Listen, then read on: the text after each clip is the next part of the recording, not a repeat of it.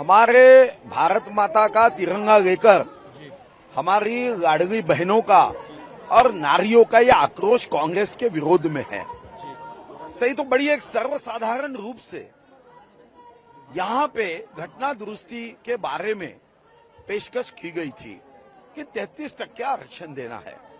जब 2023 में आरक्षण का बिल मंजूर हुआ तो कांग्रेस ये सोच रही थी, तब 400 कुछ वोट हमारी ओर से थे, बिल की ओर से 2 वोट अपोज में थे। राज्यसभा में तो एक मत से हुआ। पर कांग्रेस चालबाज है। उनको ध्यान में आया कि 2023 के 18 सितंबर के बिल को अगर हम नामंजूर करेंगे तो 24 में चुनाव है, तो हमें पराजय का सामना करना पड़ेगा। तो तब तो उनका सही चेहरा ध्यान में नहीं आया। जैसे हमारे नासिक के पंचवटी में रावण ये साधु का रूप लेके आया मां सीता का हरण करने, वैसे 23 में तो इन्होंने मंजूर कर दिया। तभी ये था कि जनगणना और डिलिमिटेशन तब भी था। अब उसमें ये टेक्निकल दुरुस्ती करनी थी। अभी जब आए तब कांग्रेस के लोग ये कह रहे कि जगह बढ़नी नहीं चाहिए। क्या इनके खजाने से पैसे मांगे जा रहे? क्या कांग्रेस के खजाने से या कांग्रेस के नेताओं के घर बेच के पैसे मांगे जा रहे?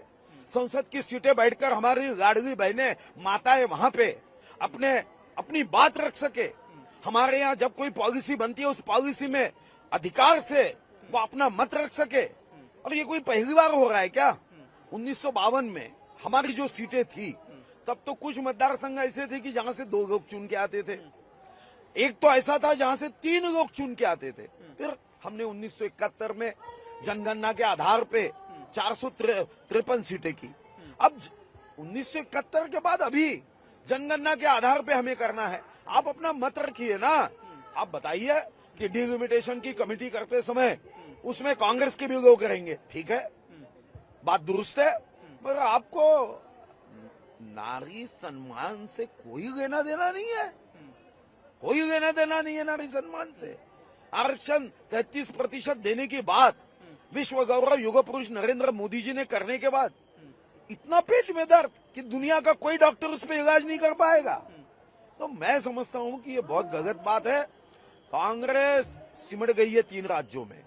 भारतीय जनता पार्टी एनडीए तो अभी 21 राज्य में है, अब 3 बची है, हिमाचल, कर्नाटक, तेलंगाना। मैं समझ रहा हूं कि ऐसी गलतियां बार बार कर रही कांग्रेस ने भी देश से माफी मांगना चाहिए। नहीं तो कुछ वर्षों में ऐसी कहानी कांग्रेस के बारे में लिखी जाएगी कि मैंने बहुत वर्षों के पहले एक राजनीतिक पार्टी थी जो हमेशा आत्महत्या राजनीतिक करने के रास्ते पे अग्रसर रहती थी, ऐसा लिखा जाएगा। 2023 का जो बिल है उसका इम्प्लीमेंटेशन किया जाए, राहुल गांधी की मांग है।